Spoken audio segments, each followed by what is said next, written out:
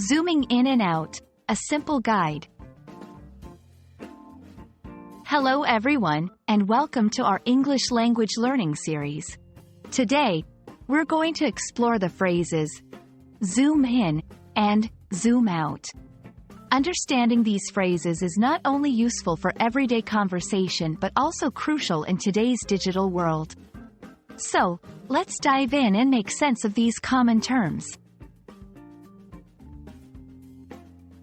Zoom in is a phrase that you might hear quite often, especially when dealing with cameras or images. To zoom in means to make an image or view larger or closer.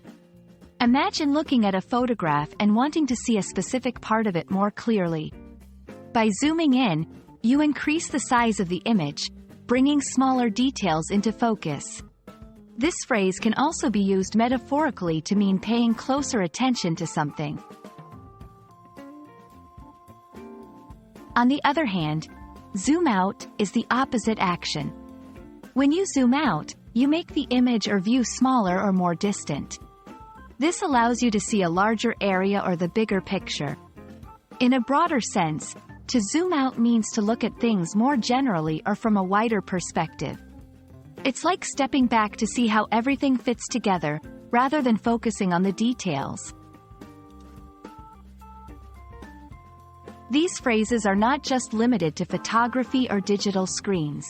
You might hear someone say, "Let's zoom in on this issue," meaning they want to focus more closely on a specific problem.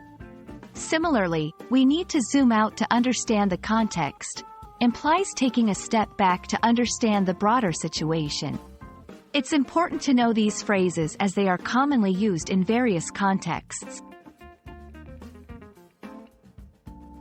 And that's a wrap on zoom in and zoom out.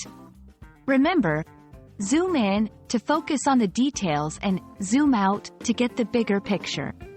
We hope this video has been informative and helps you navigate these phrases with confidence in your English language journey.